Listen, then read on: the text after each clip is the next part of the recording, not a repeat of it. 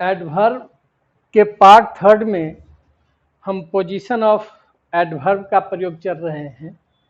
उसमें पांचवा प्रयोग है,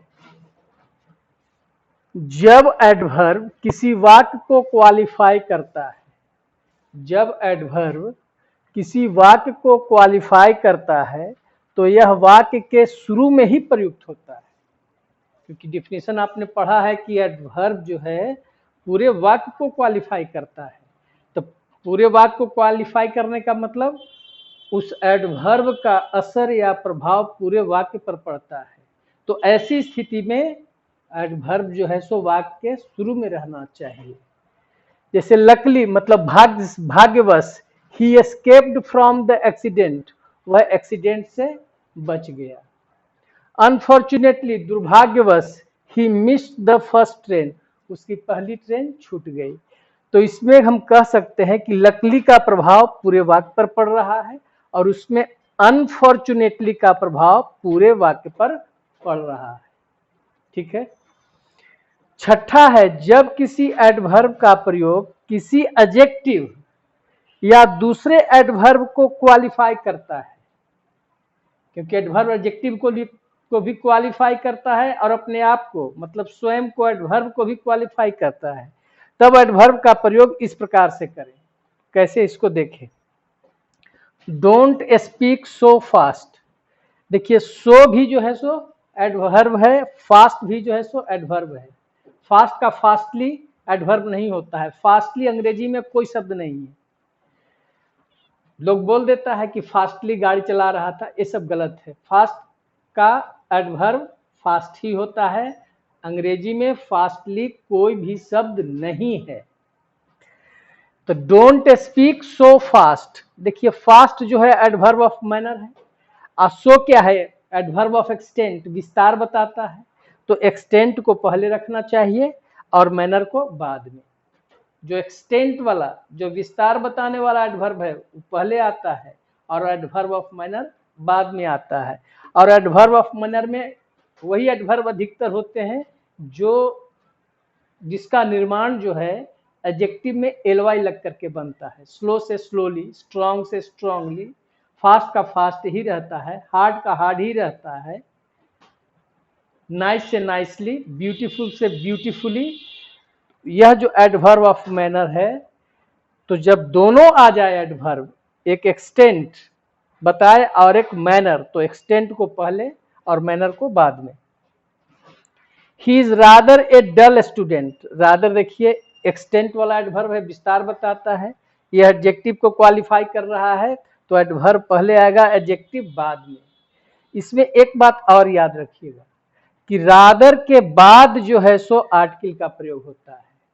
ऐसा नहीं कि he is a rather dull student, ऐसा नहीं।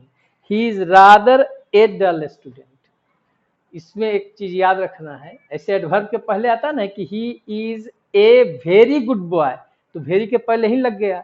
लेकिन जो रादर जो है, रादर का मतलब होता है बल्कि, यहाँ पर अर्थ आया है बल्कि के अर्थ में। रादर का मतलब यहाँ पर आया है बल्कि। वह बल्कि एक डल स्टूडेंट है। रादर का मतलब हुआ है बल्कि। तो रादर के बाद आर्टिकल का प्रयोग होता है। ठीक है। His answer is quite wrong, adverb quite पहले आया है, एडजेक्टिव बाद में। मतलब एडजेक्टिव को क्वालिफाई करेगा एडवर्ब, तो एडवर्ब पहले आएगा, एडजेक्टिव बाद में। He was too glad, too देखिए एडवर्ब है, एक्सटेंट बता रहा है, विस्तार, एडजेक्टिव उसके बाद आया है। ही साउटेड वेरी लाउडली, में दोनों एडवर्ब है, वेरी और लाउडली। वेरी जो है सो एक्सटेंट बता रहा है, विस्तार, और लाउडली जो है सो मैनर है। तो पहले ही वाले वाक्य में बता दिए थे कि जब दो एडवर्ब आए तो एक्सटेंट वाले एडवर्ब को पहले और मैनर वाले एडवर्ब को बाद में लिखते हैं। ठीक है। अगला देखिए, यदि वाक्य में adverb of manner, adverb of place तथा एडवर्ब ऑफ टाइम तीनों का एक साथ प्रयोग करना हो। कौन कौन? Adverb of manner, adverb of place और एडवर्ब ऑफ टाइम का प्रयोग एक ही साथ करना हो, तो पहले एडवर्ब ऑफ मैनर लाएंगे, दूसरा में एडवर्ब ऑफ प्लेस और तीसरा में एडवर्ब ऑफ टाइम, जिसको हमने सूचित किया है एमपीटी। एमपीटी के अनुसार प्रयोग करें तो एम मतलब हो गया मैनर, पी मतलब प्लेस, टी का मतलब टाइम। मतलब पहले मैनर आएगा, तब प्लेस आएगा और तब टाइम आएगा। जैसे देखिए, ही सैंग हियर ब्यूटीफुली यस्टरडे, तो उसने गाया यहाँ, प्लेस पहले आ गया, ब्यूटीफुली मैनर बता रहा है। मैनर का पहचान क्या है? एडजेक्टिव में एल वाई, और वह किसी कार्य को करने का तरीका बताता है। तो मैनर उसके बाद आया।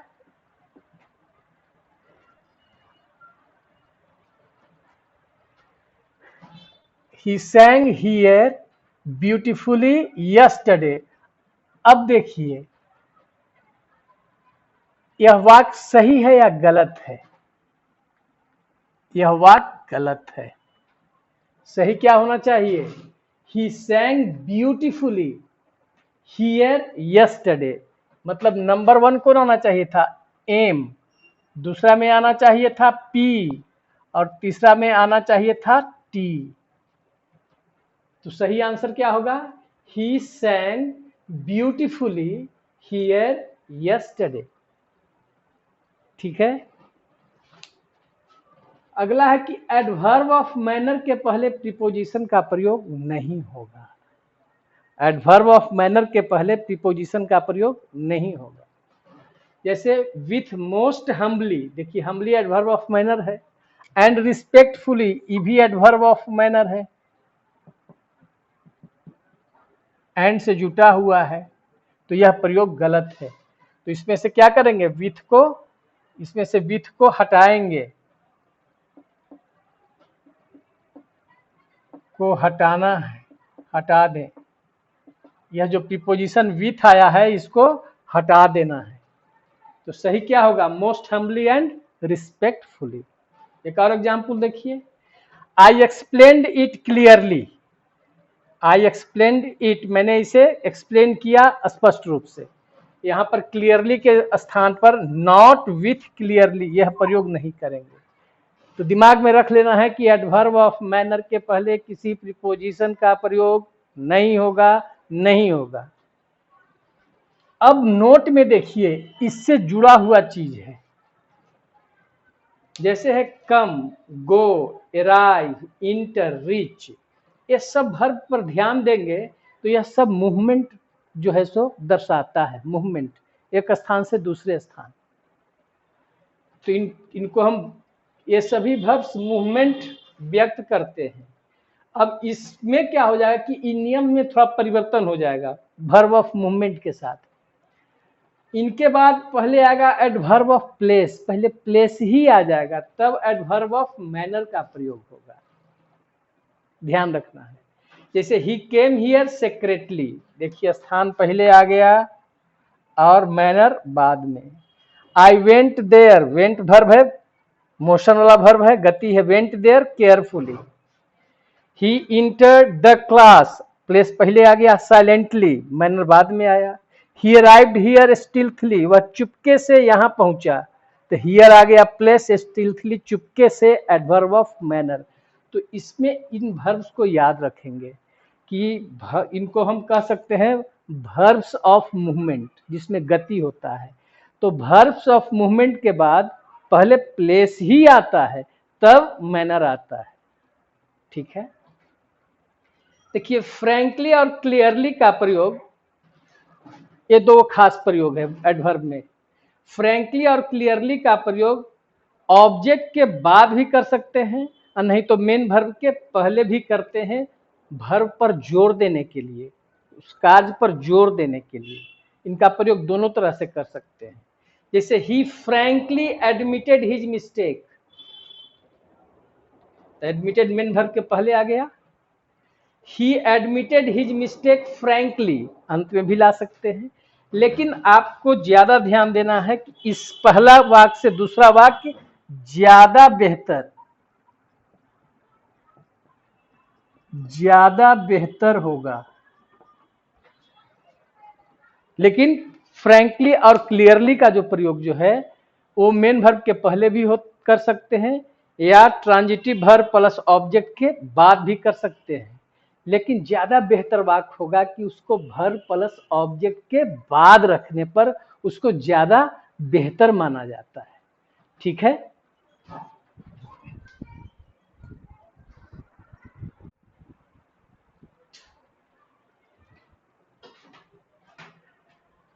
नौवां है पोजीशन ऑफ एडवर्ब में कि यदि वाक्य में adverb of place, adverb of frequency, frequency में कौन हो गया, once, twice, thrice, several times, 4 times, every other day,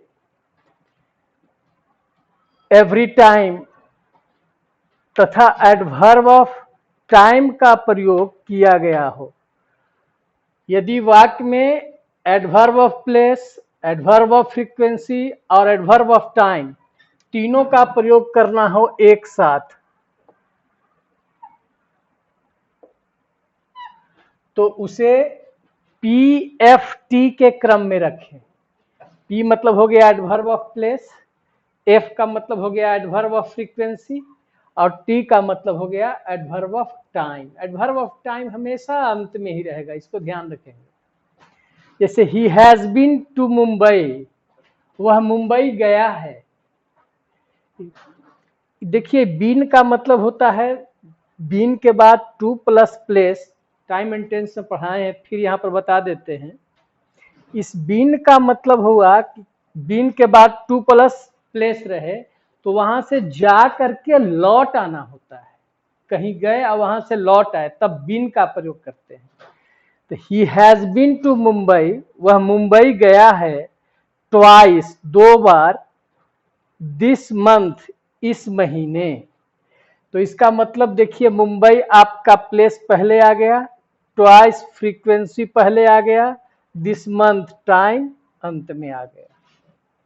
C came here, here आपका प्लेस हो गया, she comes here every other day, हर अगले दिन, हर दूसरे दिन वह आता है। तो इसका मतलब ये हो गया frequency every other day, every other day मतलब हर दूसरे दिन आता है। नाउ ए डेज मतलब इन दिनों, मतलब टाइम हो गया। तो इसमें क्या याद रखना है कि वर्ब के बाद जब तीनों शब्द आए, adverb of frequency, adverb of time, adverb of manner, तो उसको कैसे रखेंगे, पी मतलब प्लेस पहले होगा adverb of place, F adverb of frequency उसके बाद होगा, टी एडवर्ब ऑफ टाइम अंत में आएगा। समहाउ, समहाउ का मतलब होता है किसी तरह से, इन सम वे और द अदर, किसी तरह से। इसका जो प्रयोग होता है ट्रांजिटिव वर्ब प्लस ऑब्जेक्ट रहने पर, ट्रांजिटिव वर्ब की रहेगा उसके बाद ऑब्जेक्ट, तो इसको अंत में रखना है। ट्रांजिटिव वर्ब प्लस ऑब्जेक्ट रहने पर समहाउ को अंत में रखना है। लेकिन इंट्रांजिटिव जिसका ऑब्जेक्ट नहीं होता है, लेकिन इंट्रांजिटिव वर्ब रहेगा तब इसको शुरू या अंत में भी रख सकते हैं। जैसे देखिए समहाउ सी पास्ड, इंट्रांजिटिव वर्ब है, कोई ऑब्जेक्ट नहीं है तो शुरू में भी आया है, या सी पास्ड समहाउ यहां अंत में भी आ गया,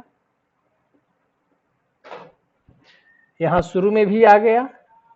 तो कब आया, जब इंट्रांजिटिव वर्ब था। तो इंट्रांजिटिव वर्ब का मतलब उसका ऑब्जेक्ट नहीं।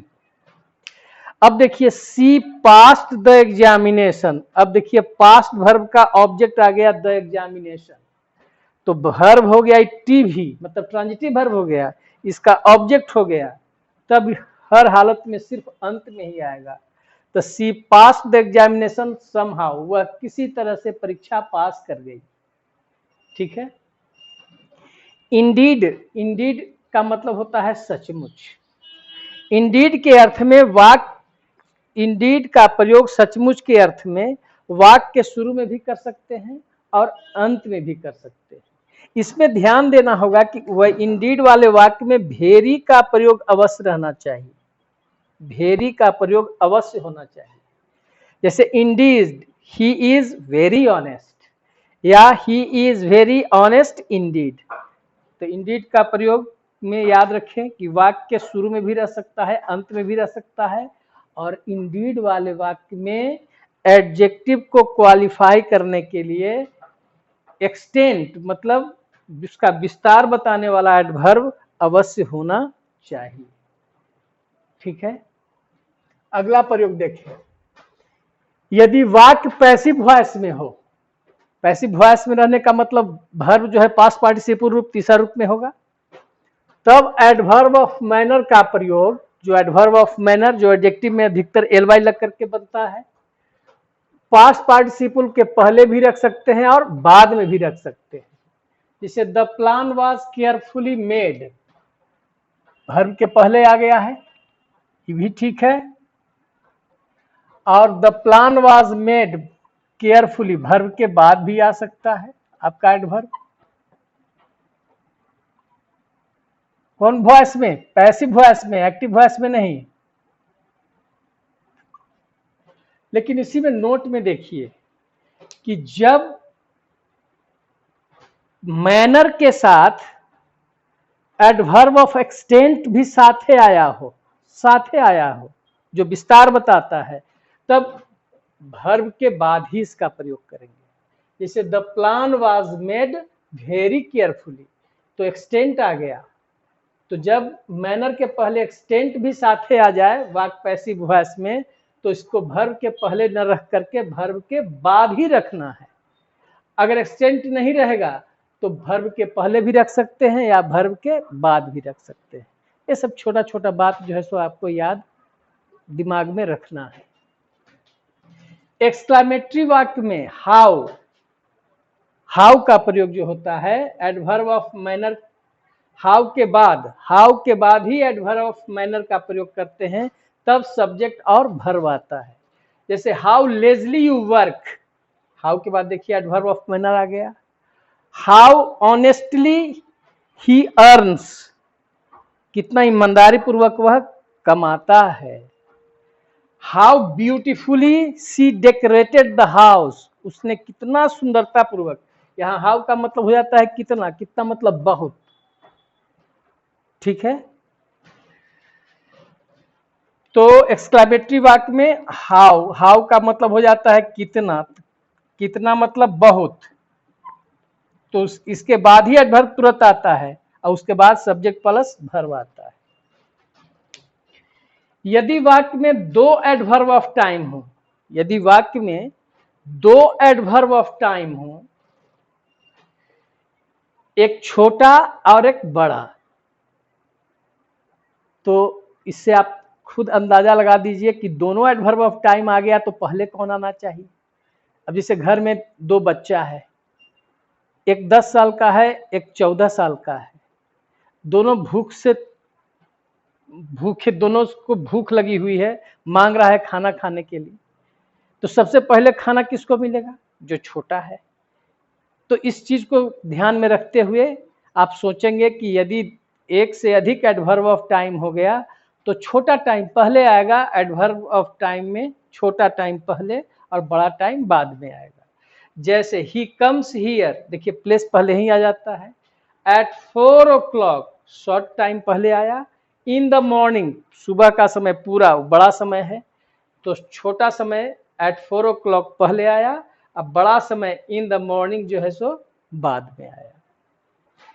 एक और प्रयोग देखिए, बताए हैं आपको, इसी में है पढ़ना, लेकिन हम उसको एडजेक्टिव में ही पढ़ा दिए हैं, लेकिन उसके स्थान के बारे में इसमें भी हम बता देते हैं।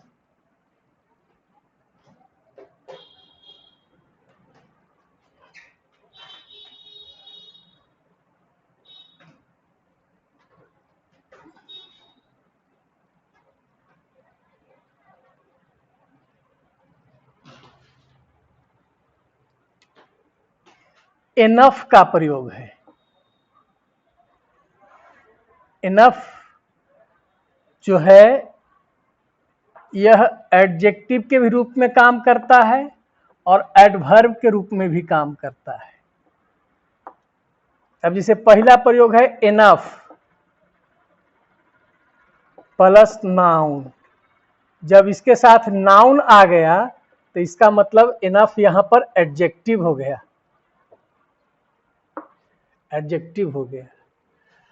दूसरा प्रयोग है एडजेक्टिव, तो एडजेक्टिव पहले आ जाता है और इनफ उसके बाद आता है। तो यहां पर एडजेक्टिव के साथ आ रहा है, तो एडजेक्टिव पहले है इनफ बाद में, तो एडजेक्टिव को क्वालिफाई कर रहा है तो एडवर्ब के रूप में काम कर रहा है। और तीसरा प्रयोग है एडवर्ब को भी मतलब एडवर्ब के रूप में एडवर्ब को क्वालिफाई करेगा, तो एडवर्ब पहले आएगा और इनफ बाद में। इनफ का मतलब क्या होता है? पर्याप्त, सफिशिएंट।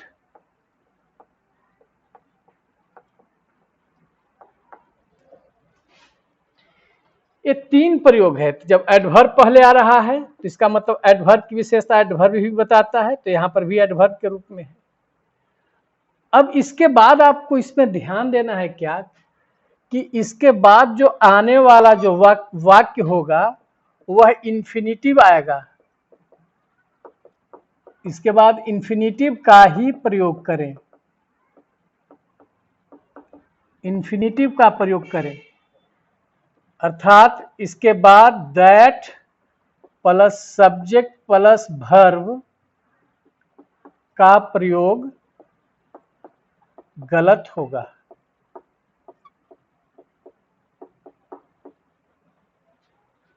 अब यहां पर एग्जाम्पल देखिए इसका।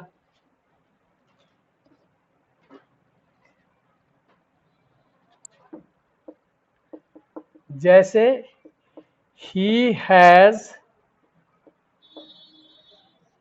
इनफ मनी, तो मनी जो है से नाउन आ गया, इसका मतलब कि यह एडजेक्टिव के रूप में काम कर रहा है। तो he has enough money to buy a car, मतलब उसको कार खरीदने के लिए पर्याप्त पैसा है। तो ये एडजेक्टिव के रूप में आया क्योंकि एडजेक्टिव के रूप में यह किसी नाउन को क्वालिफाई कर रहा है। दूसरा एग्जाम्पल है ही इज इंटेलिजेंट इनफ। जब एडजेक्टिव आएगा तो एडजेक्टिव पहले आएगा, इनफ बाद में आएगा एडवर्ब के रूप में। He is intelligent enough to solve this question. देख रहे हैं कि उसके बाद इंफिनिटिव आ रहा है। अब इसमें देखिए ऐसा नहीं लिख सकते हैं कि ही has enough money that he can buy A car, इसके जगह पर लिख दें that he can buy A car, तो ये गलत होगा क्योंकि इसके साथ इंफिनिटिव का ही प्रयोग होगा। चाहे ही is intelligent enough that he can solve this question, इसके जगह पर लिख दें that he can solve this question, तो वह गलत होगा। ठीक है। और तीसरा एग्जाम्पल है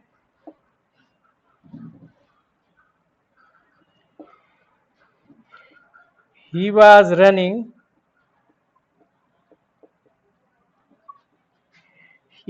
running slowly enough।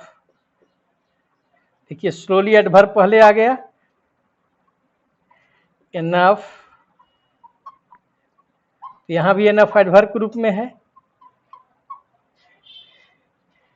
To miss the first train. इसका मतलब हो गया कि वह इतना धीरे धीरे दौड़ रहा था कि उसकी पहली ट्रेन छूट गई। अब यहां पर ऐसे नहीं बना सकते हैं कि he was running slowly enough that he missed the first train. That से जो वाक्य बनाएंगे तो वह गलत होगा क्योंकि इनफ के साथ हमेशा इंफिनिटिव का ही प्रयोग आना चाहिए। That plus subject plus verb का प्रयोग गलत होगा। इस चीज को मैंने एडजेक्टिव में ही बताया है। अब पोजीशन ऑफ एडवर्ब के अंतिम में देखें कि away, back, forward, home, in, of, on, out, round. यदि एडवर्ब ऑफ मैनर का प्रयोग करना है वाक्य में, तो इन शब्दों के बाद ही एडवर्ब ऑफ मैनर का प्रयोग करेंगे। जैसे ही लुक्ड बैक एंक्ससली, ऐसा नहीं कि ही लुक्ड एंक्ससली बैक, ऐसा नहीं, गलत होगा। तो इन शब्दों के बाद ही एडवर्ब ऑफ मैनर का प्रयोग किया जाता है। ऐसे मतलब ही वेंट होम सेक्रेटली, वह चुपके से घर गया। ही वेंट होम, होम है, होम इसमें है आपका। शी वेंट आउट साइलेंटली, देखिए आउट के बाद एडवर्ब ऑफ मैनर सेक्रेटली का प्रयोग किया गया है।